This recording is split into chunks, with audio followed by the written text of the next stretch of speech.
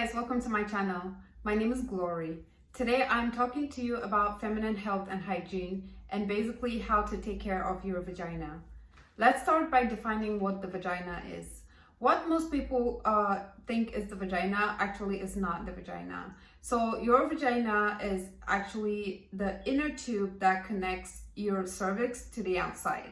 And what most people tend to call the vagina is actually your vulva, the outer part that you can see. So that is not the vagina, and your vagina is actually the tube that connects your vulva, the outer part, to your cervix. So it's important to make that distinction because the way that you treat or care for these different parts of your body are different. So your vagina self-cleans, right? You do not need to be douching or putting any soaps or liquids into your vagina because the vagina cleans itself.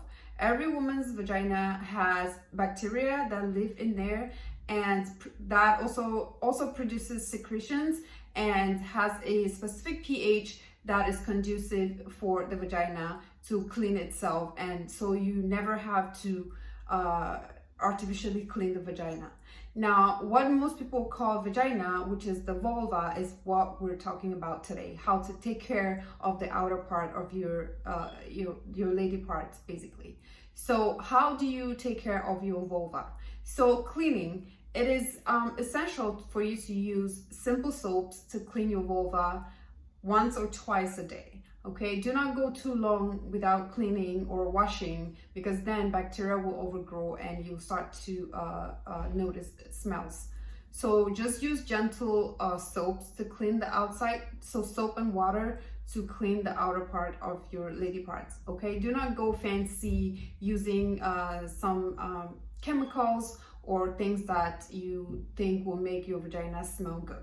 Now, every woman's vagina has a specific odor that is normal and natural to them. So do not expect your vagina to smell like roses. That's not possible. And it's not recommended that you spray perfume or fragrances on your vulva in order to make it smell nice. Those chemicals are toxic and may have long-term effect on your health in general. So stay away from perfumes, stay away from harsh chemicals, use simple soaps and water to clean your vulva. And let's talk about using wipes. So if you are going to use wipes, use non-scented wipes to clean your vulva area and use those very sparingly. It's not recommended to use that as your primary method of cleaning your lady parts. Okay, because this wipes come with chemicals that stick on your skin and tend to change the pH of your vulva area and can lead to irritation and even bacterial growth. Let's talk about shaving. It is not recommended that you use razors to shave your vulva area. This can lead to infection, irritation, and even bleeding of your vulva area. So it is strongly recommended that you only trim or that you clip the hair on your vulva area using say a scissors. Okay, you do not want to go down there scraping it with a razor, and definitely do not use any shaving creams on your vulva area. Personally, I do not recommend using shaving creams on your body at all, but you can get away with using them under your armpits, but definitely do not use shaving creams to clean your vulva area.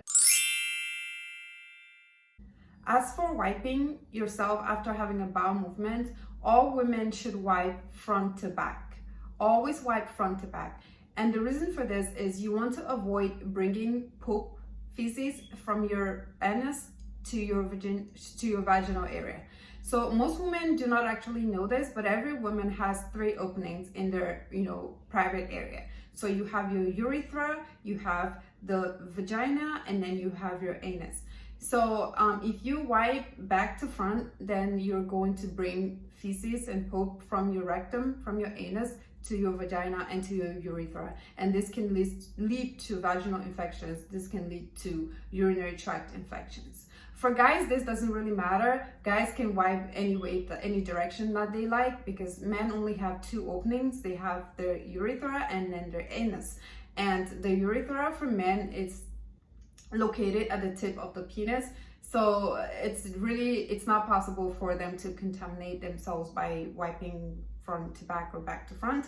Unless a guy is in diapers, it really doesn't matter.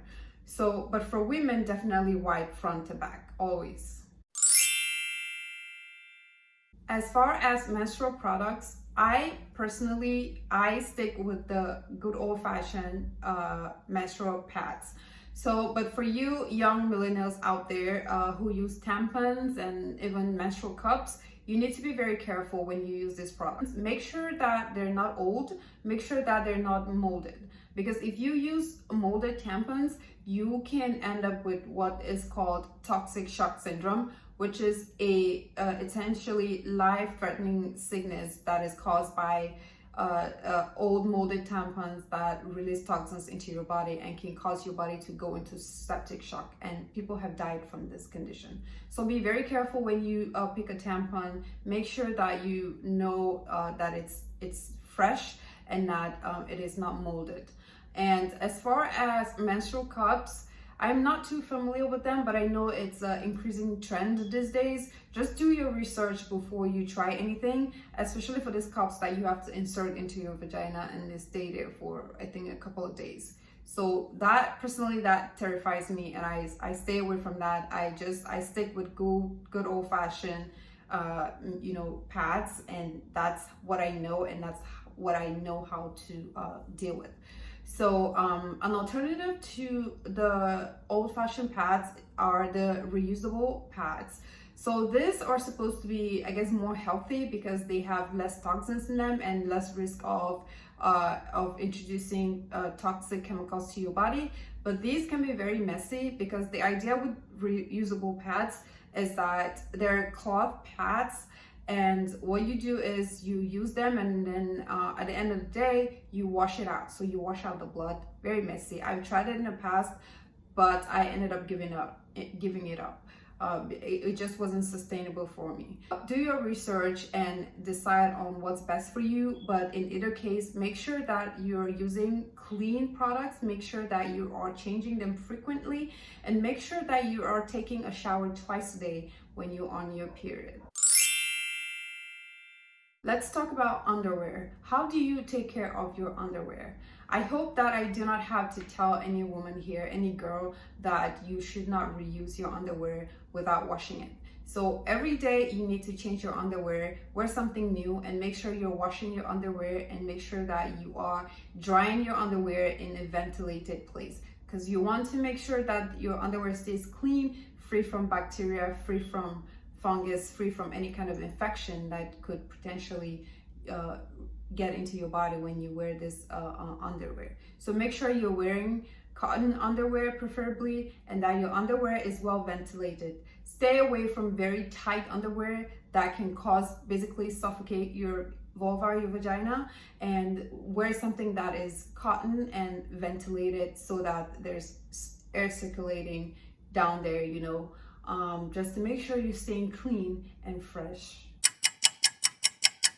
Let's talk about urinary tract infection.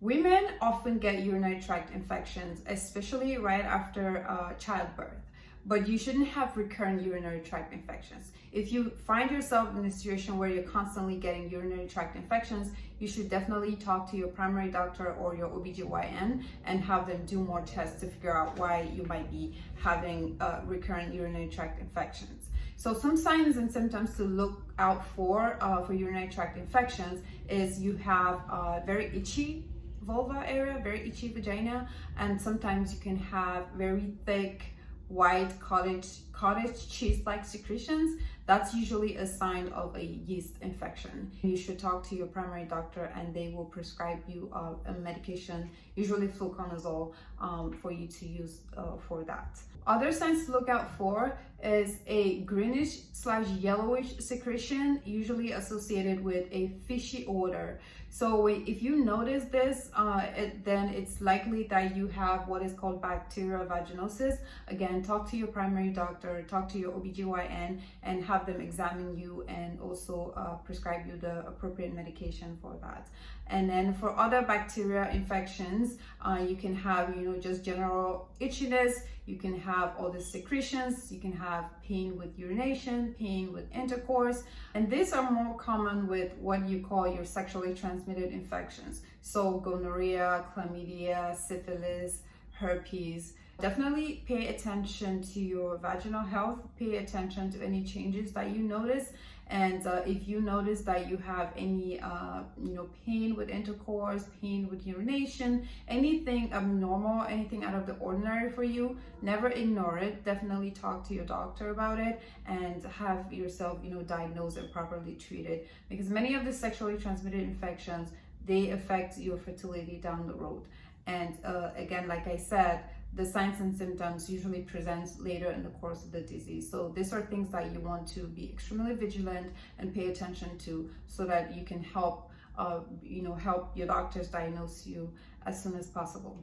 And to wrap it up, I would like to point out that in order for you to be healthy as a woman, in order for you to take care of your vaginal health, you need to take care of your entire health of your entire body as a whole. So that means watching what you eat, that means exercising frequently, that means not smoking, and that means avoiding the use of excessive chemicals on your body. Whether it's makeup or cosmetics, you should avoid using excessive chemicals in your body, because again, these toxins tend to build up in your body and will present later on in life in different forms of diseases.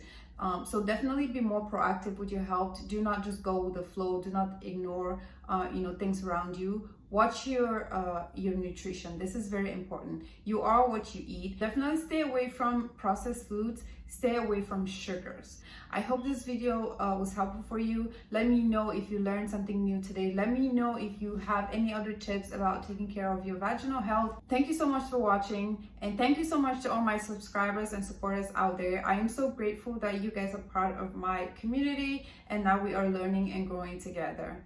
Again, remember that you were fearfully and wonderfully made by Almighty God, and that God loves you. God bless.